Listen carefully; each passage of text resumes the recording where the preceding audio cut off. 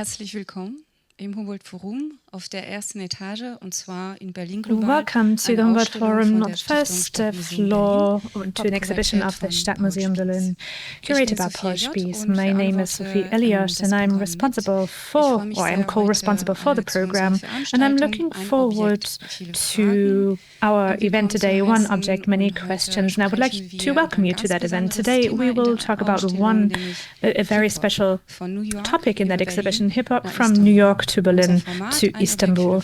Our format, One Object, Many Questions, is always centered around one special object in our exhibition, but this time it's a whole installation which Verda Kaya was one of the co-curators of. And this evening, we have Bahar with us, who was present at the time, and both will talk about the youth culture in Berlin-Kreuzberg in the 1980s and 1990s, especially with regard to Turkish-speaking songs, which you will also be able to hear later on in the hip-hop station. Bahar has been working as a musician for many, many years, and with his alias DJ Katem T, he was a member of Islamic Force and later on also Cartel. And Islamic Force was especially important because it was one of the first hip-hop groups in Berlin-Kreuzberg, and he will talk about these important years of his life with Verda Kaya in just a minute. Verda Kaya is a cultural scientist, and she was a co-curator of this exhibition, meaning that people who were present there at the time brought their own objects, which were included in the exhibition. And she is author of the book Hip Hop Between Istanbul and Berlin, a German-Turkish youth culture in the local and transnational network of relations. For those of you who don't speak German, you can listen to the English interpretation on Channel 1, and later on, when we will walk through the exhibition, you can take your headset with you because the exhibition is a little bit loud, and that will enable us to hear each other better. And now I will hand over to Verda Kaya. So the exhibition Berlin Global, or the aim of this exhibition, was to show how global phenomena that happened in other countries, and how these phenomena influence Berlin, life in Berlin, and to show that also life in Berlin also has an impact on life in other countries. So the idea is things that emanate from Berlin into the world and vice versa. So with regard to youth culture, of course, hip-hop is a very important phenomenon. It is a very special kind of youth culture because hip-hop started developing in New York, in the Bronx, amongst black young people and Puerto Americans. And from there onwards, it spread all over the world. And it kind of had these local repercussions all over the world, and this youth culture developed with its own local iterations. And the fact that it's still so popular and so diverse is probably due to the hip-hop culture itself, the values that hip-hop culture promotes. And for hip-hop culture, it's not just about imitating something, about singing another song or dancing to another song, but in hip-hop culture, the idea is that you can express yourself. And that leads to the fact that young people continue to participate in this culture, but also to continue to shape it, to be the way they want to be. And that means that hip-hop never lost in popularity. And hip-hop can still be found everywhere, and it's still very diverse. So for this global youth culture with these very local specificities, we now want to show you this record, which is the object that we want to present, and that is My Melody by the hip-hop group Islamic Force, because it is, yes, of course, a global youth culture, but still with a local specificity. Tan, you were the DJ of Islamic Force, and you were the DJ of this record, which was published or released in 1992, but you were active in hip-hop culture even way before that, right? So would you be able to tell us how you started becoming a part of hip-hop culture before the fall of the wall, and how the hip-hop culture was lived in West Berlin at the time? So my first contact with hip-hop was through dancing, through breakdance. I saw people on TV breakdancing, and I was intrigued right away and had to do it myself. And the more I saw of this breakdancing, the more I realized that the music wasn't the music that I knew from radio. So it wasn't this happy-go-lucky pop music that was everywhere at the time, but it was different. The drums were loud and there was a weird sound, which I later found out was called scratching. So there were DJs that did scratching, and through the images of the dancers, I was able to start analyzing, and when I realized that the sound was scratching, that's when I started DJing, and I was about 13 or 14 years at the time. I practiced a little bit in my room at home, and through a few detours, I then ended up with Islamic Force. Am I supposed to talk about that now or later? Now, okay. I had a very good friend at school who was also interested in hip-hop. He was called Peter Kundit, and he became very popular as Odem later on. And Peter and I spent time together every day. We listened to rap music, and we also wrote lyrics, or we did tags, which are small autographs that you do when you're a graffiti writer, or if you're interested in, or if you were interested in hip hop at the time, you did these tags, as they were called.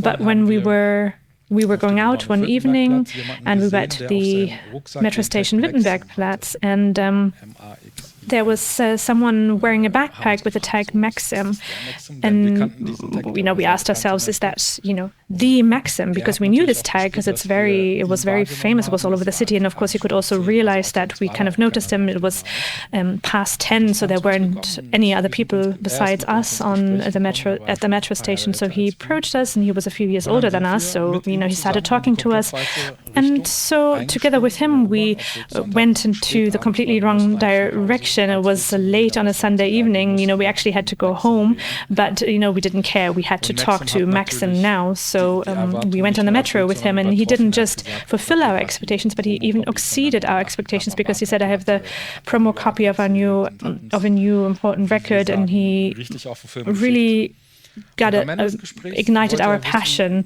And at the end of the day, he wanted to know what we do, if we're active in the scene or if we just wear the clothes. And we said, no. Peter said he is a writer, and I said, I'm a DJ. And he wrote down our telephone numbers, and he promised us to get us in contact with people from the hip-hop scene. Then 2 or 3 weeks later, to be honest, I didn't think that he would call us, but on a Saturday morning, my telephone rang. At the time, we only had landlines, of course, and there was someone on the phone saying, my name is Bobby, and I got your number from Maxim, and we need a DJ, so if you like, maybe we can meet up and talk about it. Unfortunately, I don't remember the exact date. I only remember that it was a Saturday. So I got on the metro and took the metro to Möckernbrücke, which is another metro station in Berlin, and he used to live there at the time. And right away we hit it off. And what we also did a lot at the time is, we went on for a lot of walks. We walked through Kreuzberg and talked about everything. And at the time, he told me that they already had a DJ in their group, but they integrated another singer into their group, which is why they need another DJ, so that at the end they would have 2 rappers and 2 DJs, and the second DJ was supposed to be me. And yes, in the end, that's what happened. And of course, you also have the flyer here. I think the flyer of our first concert, the first one that I participated in. But that was before the fall of the wall, right? When you got to know them. So how was life at the time, hip-hop life in West Berlin? Well, I thought it was pretty pleasant. You know, you couldn't really get lost because there wasn't really anywhere to get lost in, and the districts were very kind of cleaned up. You knew what the atmosphere was like in Schöneberg and Bukow and Frohnau and Kreuzberg. So you knew in Frohnau you have kind of middle-class people who, you know, spend their evenings at home. In Bukow, you had to kind of pay attention because there were also people who didn't have any hair on their head, but not like me, but like real skinheads. So, for instance, as a Turkish, someone with a Turkish background, you wouldn't go to Rudo in the evening because you didn't want to be attacked by skinheads. And of course, we didn't do that. And they, on the other hand, didn't go to Kreuzberg. So everything had its place, if you will. And now, with regard to hip hop, well, there were American soldiers in West Berlin, and they listened to hip-hop music. And of course, sometimes, you know, a car would pass you by and there were two American soldiers and, you know, were listening to hip-hop music. And so that, of course, also gave it a sort of wow effect, right? We as Berliners were, you know, really close to the scene. Were there also shops that you went to? Der erste Plattenladen, an den ich mich wirklich erinnern kann, war WOM. Das ist eine Abkürzung für WOM, yes, World of Music. Das war ein Plattenladen, der an that was a record store that was attached to the Karstadt Kudamm, but it wasn't necessarily only Americans that were clients or customers. But I saw them at Pinky Records in Steglitz. Did you also go to clubs? Yes, of course, we also went clubbing.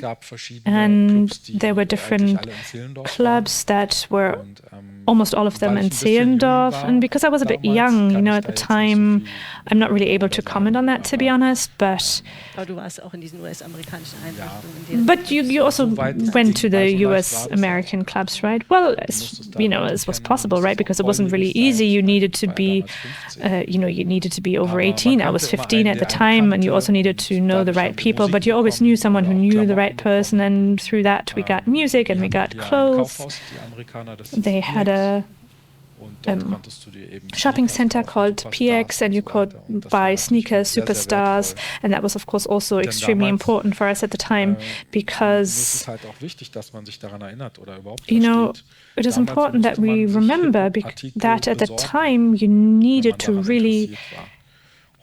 put a lot of effort into getting these hip-hop articles if you were interested in it. Now it's a whole industry that really floods you with these products. So now you need to really try and pay attention to not buy anything that you don't actually think is good. But at the time, every sneaker, every suit, every jacket, you know, with the brands such as Adidas and Pumas, all of these things were super valuable. And it was also, you know, it also, you know, gave you a certain appearance and visibility when other people saw you on the street. Before people started taking these things away from each other, that sort of happened later. But when I see you on this, when I saw you on the street and you had white Adidas sneakers with red stripes, then, you know, I start talking with you because we're more or less interested in the same thing. That's how it was at the time. And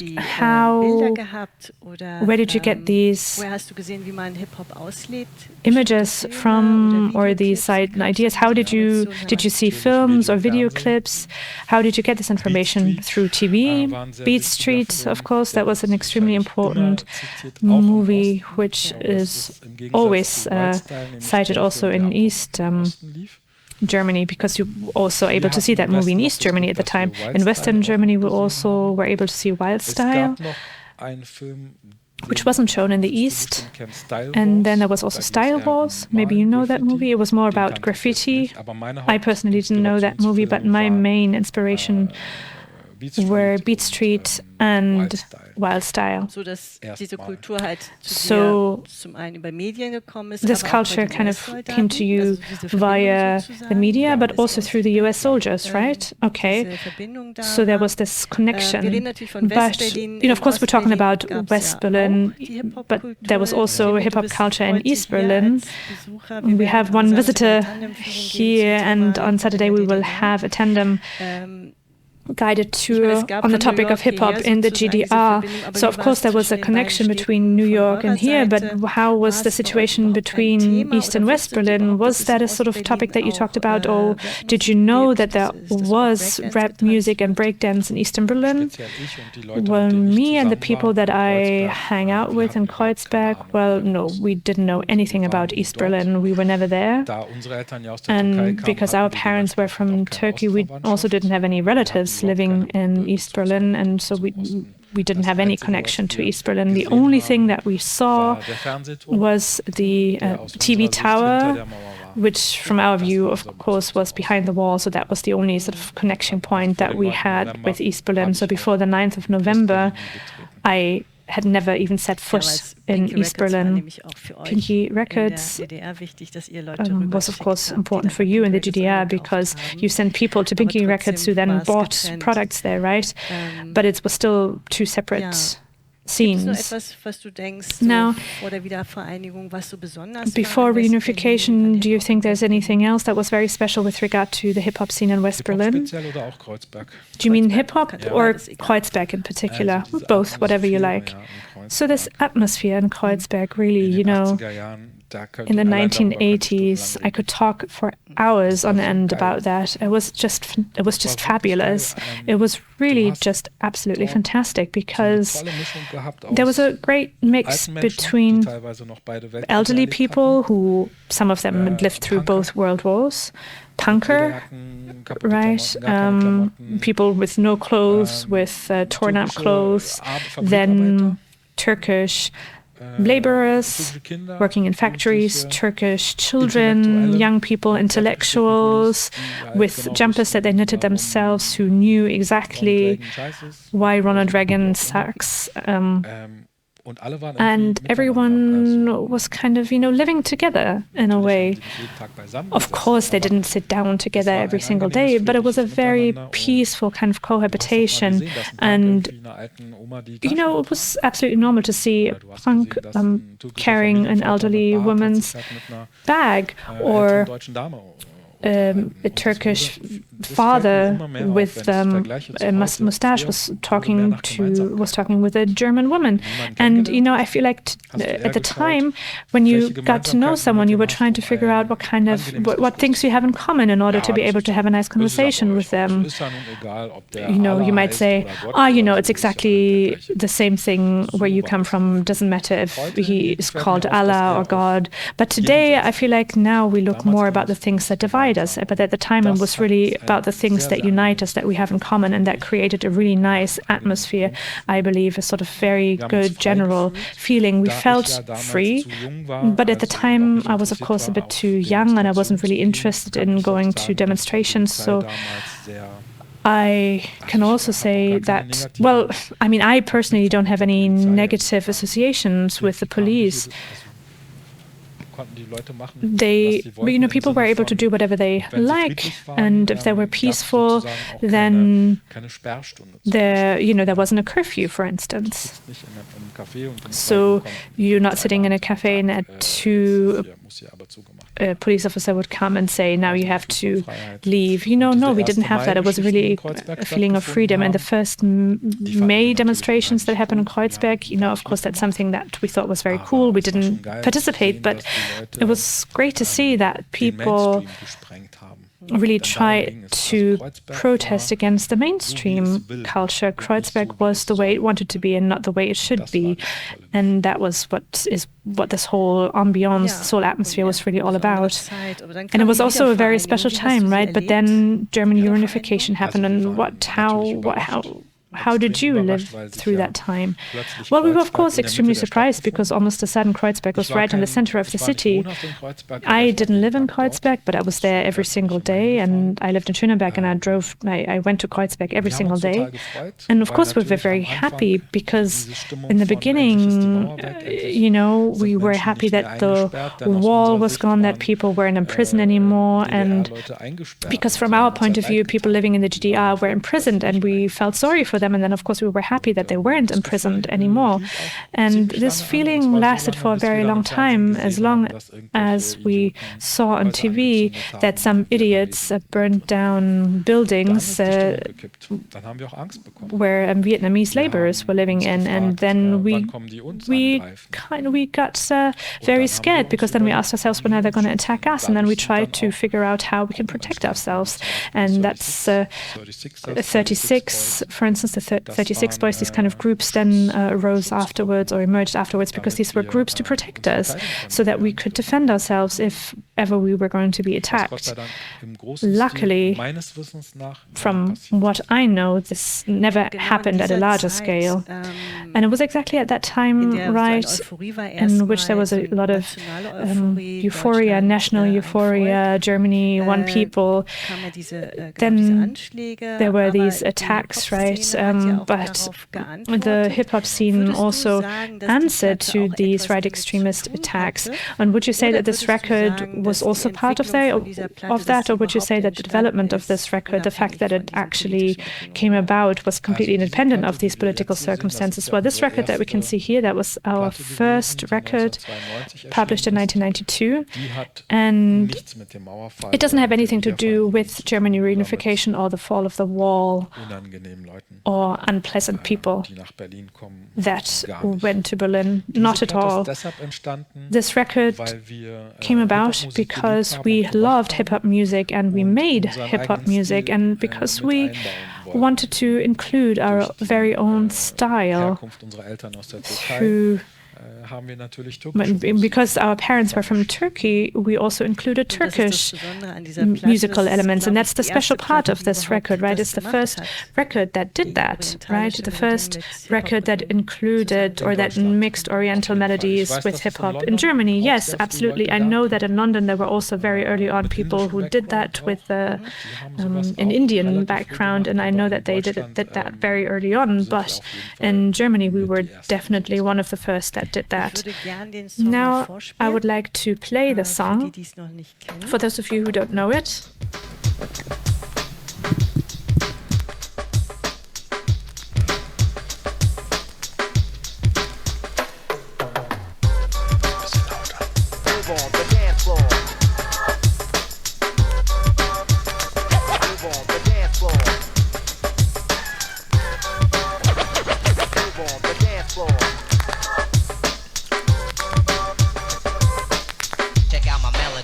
Check out my melody.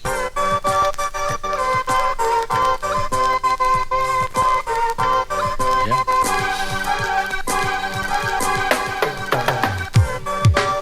Check out my melody. Check out my melody. Check out my melody.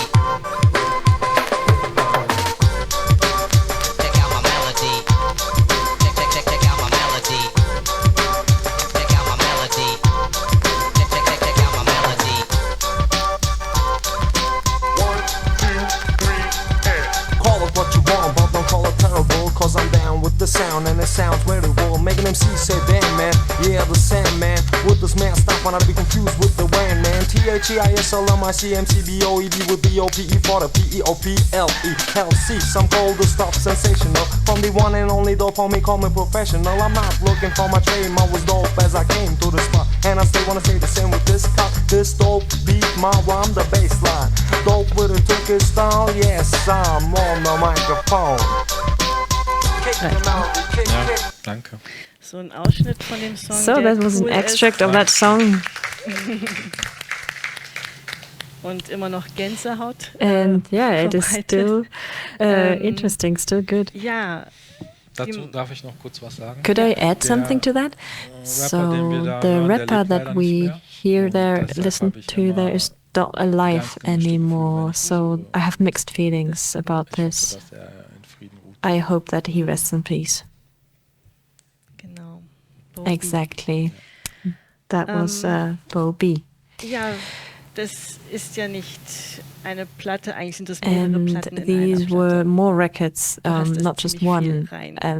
You sampled a lot of Wen it alles? into it. Who did you sample? Hip-Hop-Musik wurde damals Well, rap music at that time aus Zitaten anderer Musik gemacht. was Das war quasi immer eine parts of Collage quotes from other aus, rap songs. It was like a whole collage of different sound parts that you've put Wir together. haben hier den gesampelten Breakbeat. We sozusagen. have the Das sind die sampled Drums, break auf die wir dann beat, that zusätzlich are the noch drums, Drums and mit dem then on top of that Drumcomputer you gespielt add drums from the Der drum Basslauf ist selber computer. eingespielt. Then you have the Und die bass line that Melodie, you die wir play hören, into ist it, eine- and ist the eine- melody ist die that you Melodie von einem hear is the türkischen melody of a Volkslied. Turkish Allerdings ist die folk Originalplatte, von sound, der wir diese Melodie haben, auf and 33 Umdrehungen pro Minute. it was Ich habe es aber auf 33 Umdrehungen pro Minute turns per abgespielt, minute, also höher and I gepitcht, pitched it sagen wir. higher, Und habe dann auch noch and then I rhythmische also Signalunterbrechungen used eingebaut, was als rhythmic Transformer-Scratch bekannt ist. Das ist scratches. also eine DJ-Technik, This is a DJ die man technique benutzt, um that you use lang anhaltende to Töne have a zu long, zerhacken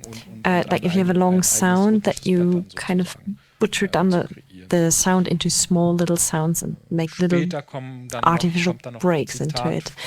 von Later, einer you also have a Funkband. quote of a funk Two band. Lips war das, Two glaube ich. Lips, I James think. Brown ist natürlich James drin. Brown is also in the sample. Team Selbstverständlich. hast du auch, glaube ich, drin. Ne? Rakim ist James drin. Dean as well. Also Rakim ist gesampelt. Rakim is sampled. Die Stimme, die sagt, check out my melody. This das is when you Rakim. hear Bei check out James the Brown melody, habe ich that is händisch, Rakim.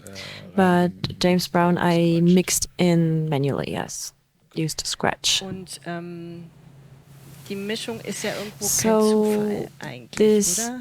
Mixture is not at Was hat diese random, Mischung right? genau von dir aus So, ausgedrückt? Sozusagen? what did you want to Was drückst express du damit aus? with Ich bin sehr that dankbar mix? für diese Frage, Verda. I'm very Das grateful ist ja for eine that Maxi-Single mit question, 2 Songs. because Istanbul we haben wir had nicht da, ne? 2 songs. We don't have Istanbul Das here, ist right? jetzt die kommerzielle Because Seite. this is the Die andere commercial Seite ist die side of Underground things. Seite. The Das other side of Konzept things von is der the underground. Maxi-Single sieht so Because aus, if dass you wir mit have einem a Song maxi in single, die Clubs wollten. Wir you wollten make also one Menschen song with which erreichen, you want die to go into the vielleicht in der clubs, Woche you want to reach ganz people normal arbeiten gehen als who Friseur und am Wochenende work, tanzen gehen. let's say, as a hairdresser, Das and then ist at the quasi weekend they unser want to go kommerzieller wild. Hit. And so Den that haben wir was so our konzipiert. commercial hit, you Dieser could Beat say. kommt von Jesse B. The beat Das is ist der by Jesse Produzent B, von Soul the to producer Soul. of To Soul. Jesse B ist der Jesse Produzent von Soul B, to Soul.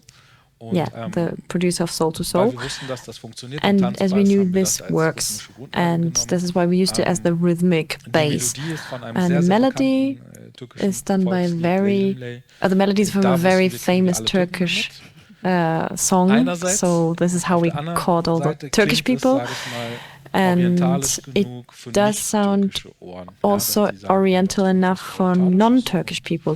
They think, oh, it sounds a bit Wird erkannt oriental, sozusagen. so Es they gibt ja auch can orientalische recognize Musik, die it. für I mean, nicht-orientalische Ohren gar there's nicht als orientalische Musik Oriental bekannt music that is music that is not seen as oriental Das by Konzept people von who are not diesem used to Song. it. Auf So der that was the anderen concept Seite haben of wir the einen Song gemacht, song. der sich speziell an And unsere then Brüder und we Schwestern auf also der wanted to Straße sozusagen gerichtet make this hat. song Von- directed at von our der Straße brothers für die and sisters Straße from the sozusagen. street. Wir waren ja, das darf So man ja from the nicht street vergessen, oder for the möchte ich street. gerne hier noch mal sagen, And I would like to Islamic mention Force here ist ja again eine that Underground Islamic Band. Force was an underground bedeutet, band. Leute, die sich Underground mögen, means treffen people sich that und like machen each die other, Musik, auf die meet sie up selber Lust together, haben. and they make Punkt. music Es that geht they nicht um feel like. Verkaufszahlen, It's es not geht about nicht um selling, Marketingstrategien, it's not about es geht nicht um große marketing, Budgets, not die, about big budgets akquiriert und to dann auch, acquire, wie sagt man, benutzt werden müssen, and sondern nothing es war that they need unser to do Leben, with unser it. Hobby. This was our Wir haben life. das It gelebt, was was our wir gemacht hobby. haben. We lived Und das what haben wir we vor allem bei dem did. anderen Song bei Istanbul. And the other song, Istanbul, Also zum einen this is what we try to Text, express. vom Text her, auf die Lyrics, die haben So, als euch ausgedrückt, aber im in Grunde your musikalisch lyrics ja is auch. how you express that, but also musically, in your music.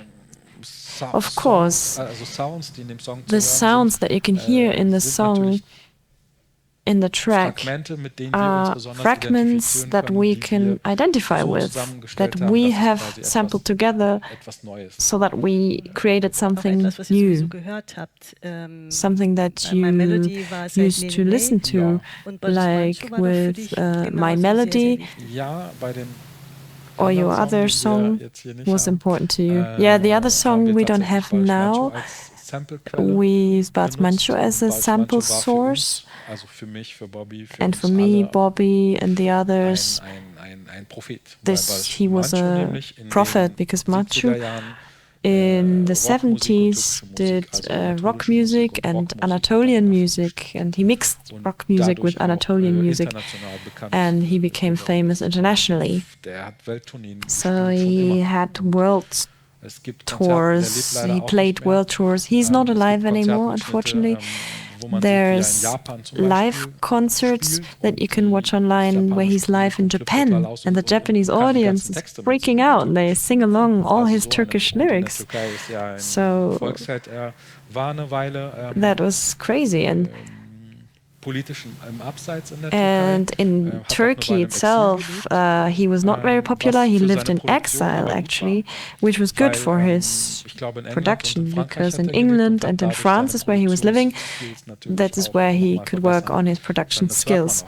And you can hear that when you listen to his old tracks.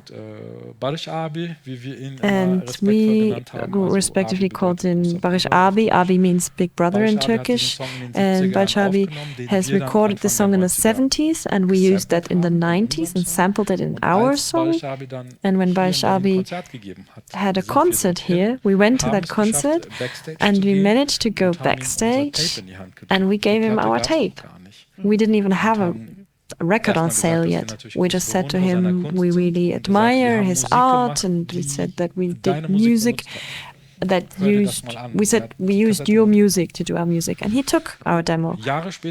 And I met him again years later, 1995. By then I was already part of a different group called Cartel, and we had a concert together. We were honored to be the pre-group of them. So I went to the backstage room again. He sees me, we greet each other, and then he says, "Aren't you the one who was there years ago and gave me this tape?" He thought the whole time that that was Cartel, but it wasn't. So, interesting enough, in that time in between, after we've given him the tape in 91, he covered us years later. So the parts that we had contributed to our music, with his music, he used this music and did it something like an update, so to say. So he used this music that we used from the 70s, then he used our song and changed his song again and used our beat. So that was a musical dialogue between us. So when the record was released, how was the action by the people? Well, it was a sensation, thanks to Maxim, also rest in peace, and also for the other people. But Maxim, he really was really good at marketing it, at spreading the word. And he also, he knew that Bobby is good at rapping, so he said, "Let's call ourselves Islamic Force." And Bobby says, "Yeah, that sounds good." And then from that moment on, they were called Islamic Force. So you could say it was Maxim's baby. He had a good network in the scene. He knew everybody. You could see him anywhere in Berlin. He was everywhere, in Reinickendorf, in Kreuzberg, wherever. And he was really good at marketing. He really made sure that we had a bigger reach. And when our record came out and was published, we had really a big reaction. Within a very short time, it sold really well. Please don't ask me why we did a second version. I don't know what happened that time. But yeah, it was a good success. So where did you perform live in that time? In the whole of West Berlin. In that time, the youth culture centers noticed that hip-hop is something they can get the young people with, that they are interested in that. So this is why we had something you could call the youth culture, because I had a lot of rap concerts. There was actually no weekend where there was no hip-hop jam in any youth culture clubhouse. So this is how it looked like. We had smaller locations. Sometimes we also had bigger ones. So this here is from the 18th of November, our first concert, the first concert where I was a DJ, and this is the first time where I was with Islamic Force. You can see it on the flyer. And here as well, we should also mention that José is here today. You organized this, these events, and in that time there was a lot of violence happening, and that's why you organized this concert series against violence. So you organized concerts in the youth centers, and that was very impressive. You all were quite young at that time. So what you have created there with music, dance, different ways of performance, that's very impressive. Und das ist natürlich nicht einzig in Berlin gewesen, dass that was not only in Berlin. I mean, the hip-hop scene was active in other places as well. There were other bands that came after you, but your album was, you can use it as representing all the other things that followed, where other rappers rapped in Turkish, and where they also made racism a topic, because that was the biggest problem at that time. With Intonation, you made this event series, or you had Here to Stay, Here's My Right.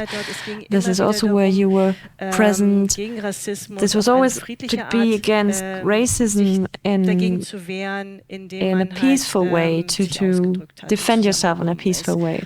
And you did that by expressing yourself and coming together.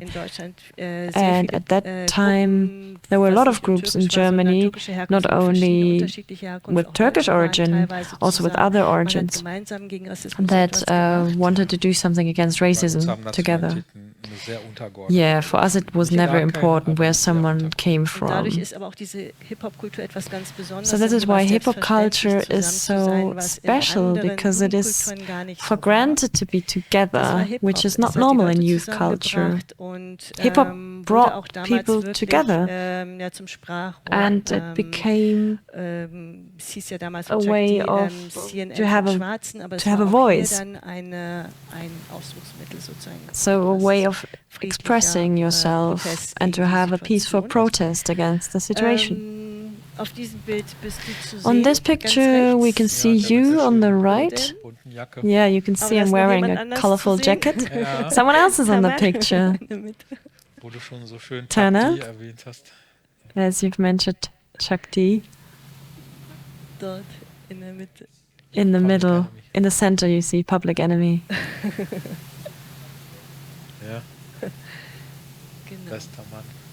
Yeah, he's really the best. He's behind me. And Giudicelli, who organized this, he's also in the center. So what did you do there? Well, we gave a concert. I'm not sure why it's only me on the picture, why Bobby's not on it. I think they didn't have time. Well, it was a concert in the Ballhaus. 1992. And then there was a record that also showed that you were, this was an event against violence. Yeah, I'm not on this picture because I couldn't come, but we have someone sitting in the audience who organized this as well, José. That was his project. But you can see Bobby on the right. and DJ Deruzo, our producer at that time, and Joe DeSera and Cora E. Next to her, he was called Smith. That was his last name. We always called him Smitty. You don't really see who is there with a bass cap, and it's very dark, so you don't know. But you see Mutlu, Alkash next to him, and Mark.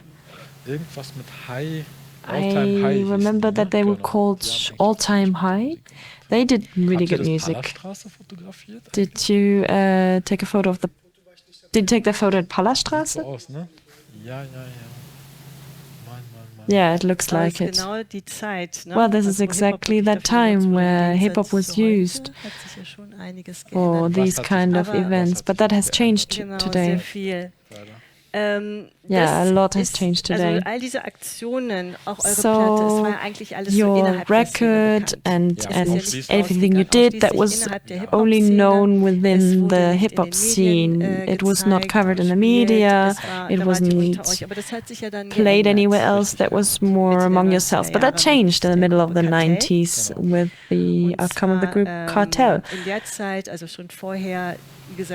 And these songs were already against racism, but Cartel had a new approach to it. They had a quite militant video. And that was the first time that there was a video clip like that was shown in MTV. I remember that. It was something very special at that time. I would like to show an extract of that. As we don't see you in the video, but you were also part of it when you went with them to Istanbul.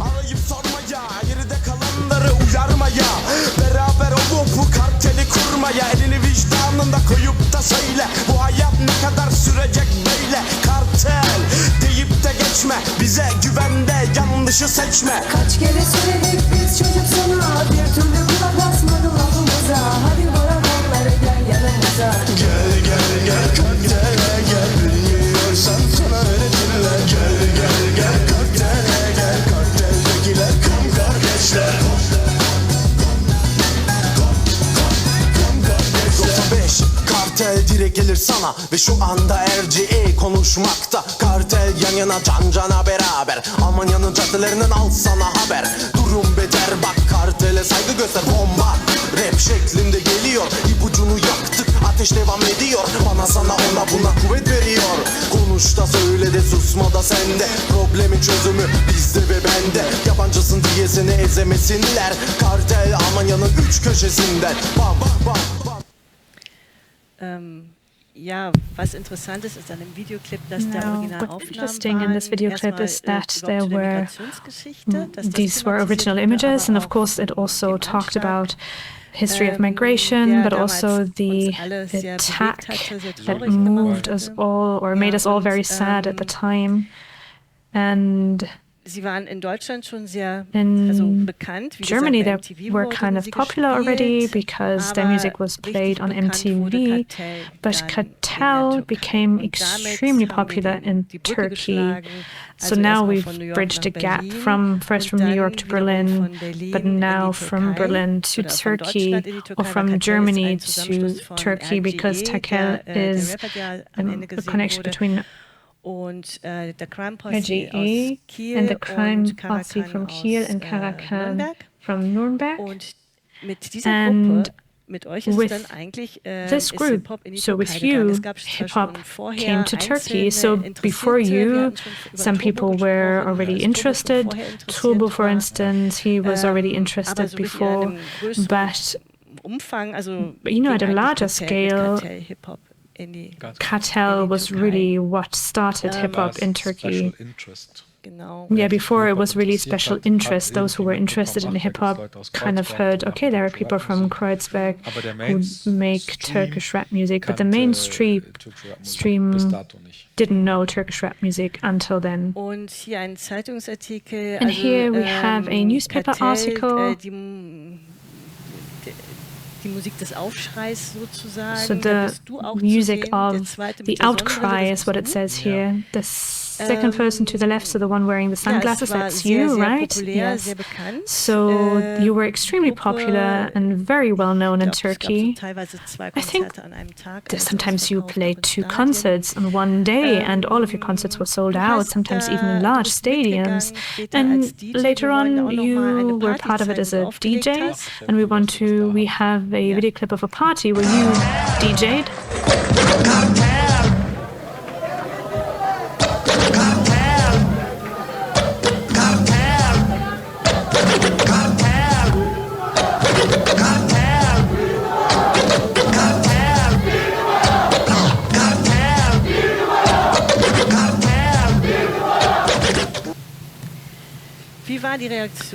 Now, how were the reactions when you went there? Well, a bit exaggerated, to be honest.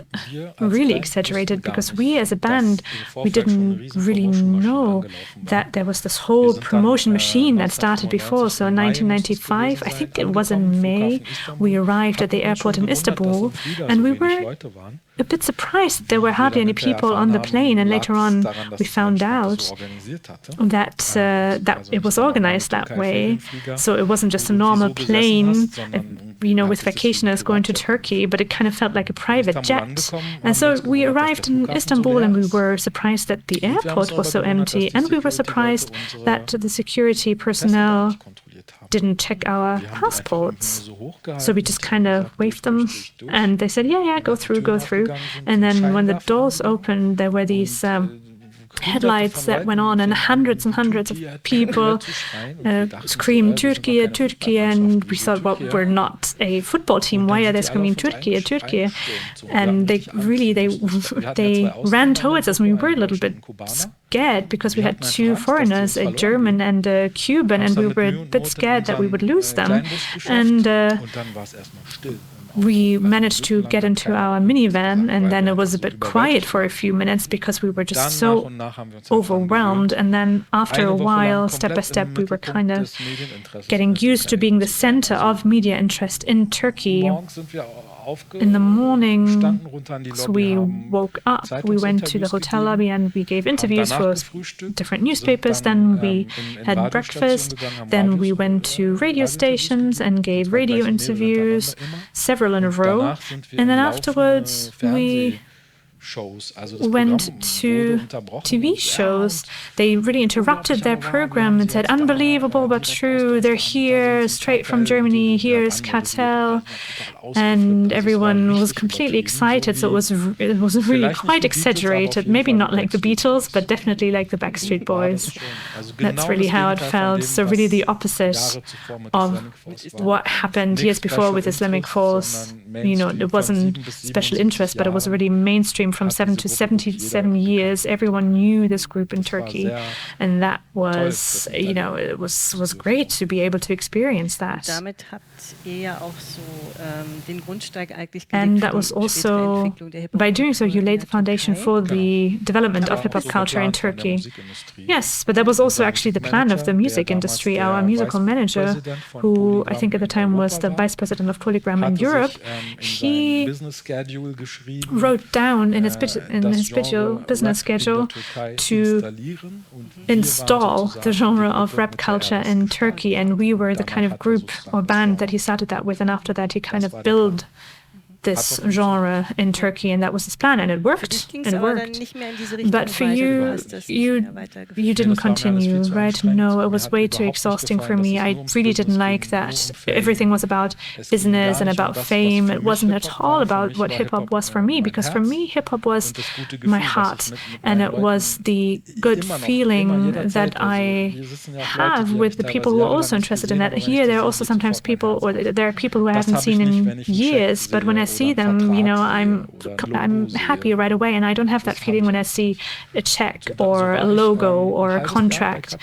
And so I stayed with Cartel for about half a year, but then afterwards I didn't want to do any permanent contracts with them. The deal was, okay, that I'll be with them for half a year and then we'll see how things go. But after 6 months, I was clear that I didn't want to continue, but I liked one of them very much, and that is Ergi. Ergi also lived in Berlin, and we cooperated and actually produced his solo album together. But it wasn't as popular as Cartel, because for Cartel, it wasn't only secondarily about music, it was mostly about the marketing. So Turkish people in Germany who try and make sure that Turkish people aren't killed or murdered by Nazis. That was really the marketing behind it. That was sort of the basic ideas. So we were seen as the protectors of the Turkish community in Germany. That was the basis of the marketing strategy. But that was also the reason why a lot of right extremists in Germany jumped on that bandwagon and said, yes, Turkish people are the greatest, and no one can bring us down. And so for me, that was all a little bit suspect with these right extremists, which is why I distanced myself from it. But in Turkey, the trend continued after Cartel. It ebbed off a little bit, but in the meantime, a few rappers became more professionalized. They started with Cartel, they really liked it, and then they imitated it, and they took it even one step further. And Jesus, Sagopa Kashba, for instance, these are rappers that started with Cartel, but they're now very professional and very well-known rappers. The bridge that you get between, well, that you develop something here and then you bring it to Turkey, and that people use this as the basis for their own professionalization, and this is kind of the bridge of how things then came back from Turkey to Germany. So there's a kind of reciprocal development between Germany and Turkey. Gisela, for instance, also influenced rap in Germany as a he lives in Berlin, right? Yeah, he's, I think, the most famous Turkish rapper with a Turkish background in Berlin, right? Yes. So a lot has happened now when we think back, you know, or we look at like 50 years of history of hip-hop, you know, from New York, Berlin, and then Istanbul, and then from Istanbul back to Berlin. So there's a really kind of a mutual influence between these two countries. So a lot of things have happened in that time. Now, what I personally find extremely interesting in that whole development is that there are rappers who weren't even born or were very small when Bobby was rapping or when you released these records. And young people still know you. Young people know your name. And there are some people who are still very young, and in interviews they really mention Bobby as the beginning of their interest in hip-hop, or they mention Bobby in their songs. Yeah, that was actually always what he always, that is what he always wanted. And I think someone even has a tattoo saying Bobby. So I find that extremely interesting when you look at this whole development. When you know the beginning, but you know, I then ask myself, well, why do people keep on mentioning Bobby? Why was he so special? What did he do at the time? Why is his name still so present?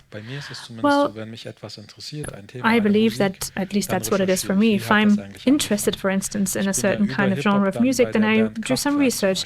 For instance, via hip-hop, I came to Kraftwerk, and now I'm a huge fan of the band Kraftwerk. I would also have a tattoo with Kraftwerk because I think it's fantastic that in the early 1970s they made electronic music with synthesizers that they built themselves. And now if I imagine I'm a 15-year-old young person who's interested in hip-hop, and I, you know, go through history and I see 1992, first record, Islamic Force, you know, I mean, so I think it's really the need of people to go back to the beginnings.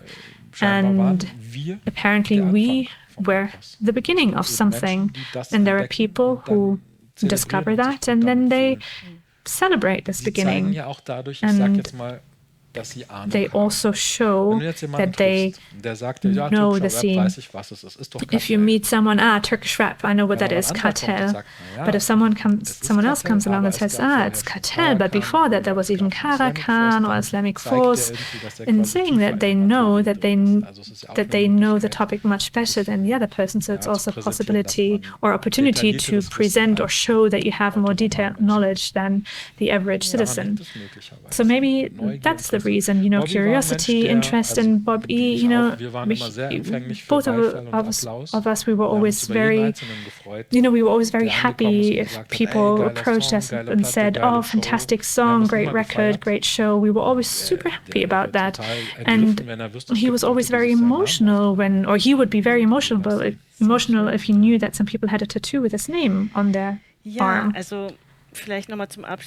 So maybe at the end, maybe just one more thing as a final remark. Maybe today we've realized how important this record was in the hip-hop of hip-hop, but it was also interesting to see how this culture came from New York to Berlin and then to Istanbul, and how all of that was perceived in Berlin. I think that your record shows the personality, your personality, and shows that migration can also lead to the fact that you grow up into different cultures, but also to the fact that you know a lot of things, that you have a lot of emotions, and then you can also introduce these emotions in music. You were not the only ones.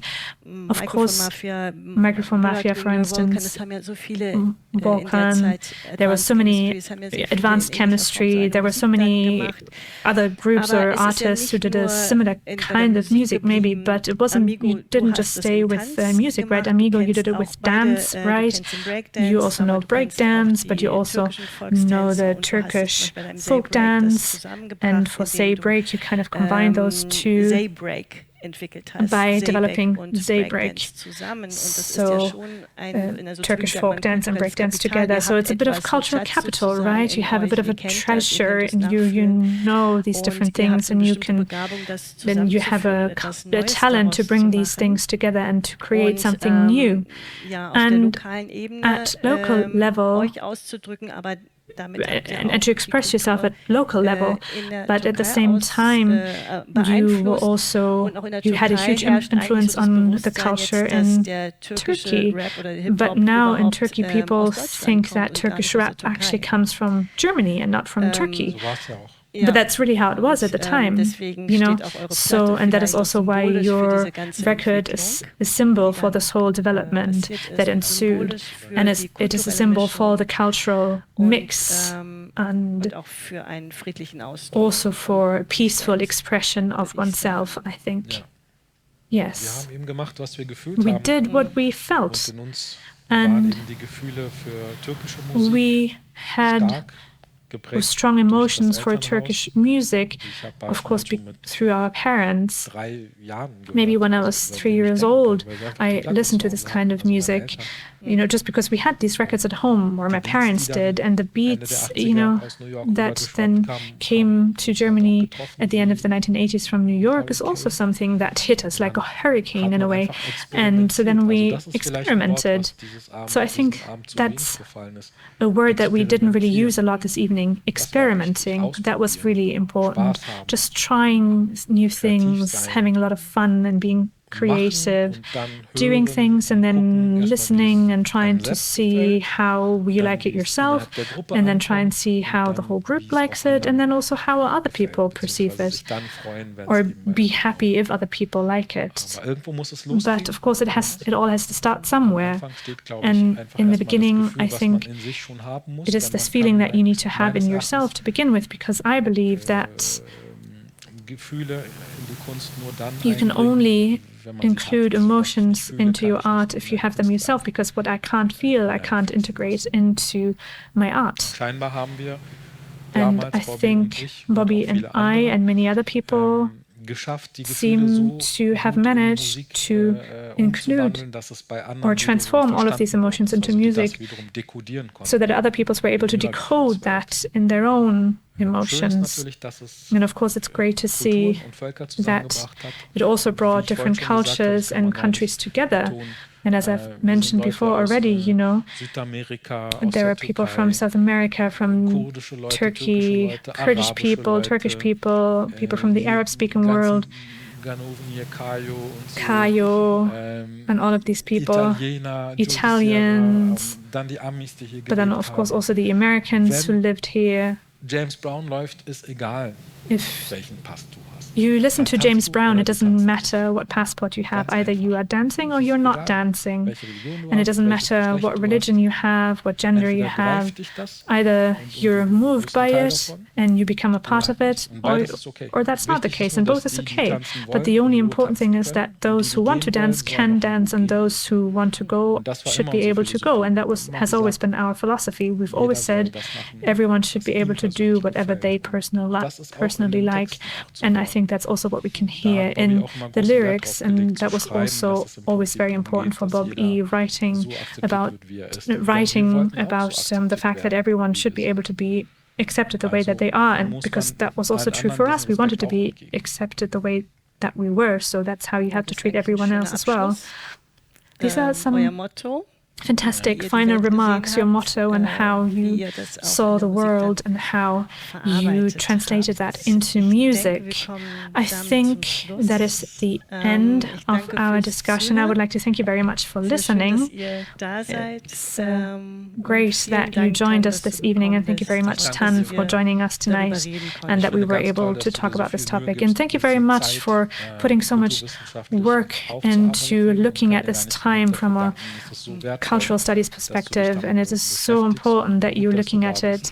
And I can't thank you enough. But I also do it, because you did so much before me. So thank you very much. And we can't thank you enough for having been our guest this evening and for taking the time to talk about this topic. And I would like to thank our participants who are following us online on the YouTube channel of Berlin Global, and we will continue to have further online events for our series One Object, Many Questions. And for the people here in the room, we're soon going to go to the exhibition. We'll look at some of the original objects and you'll be able to ask questions. The exhibition is a little bit loud, so I would like to ask you to take headphones from my colleague Therese, and if you have backpacks, then you can leave them here.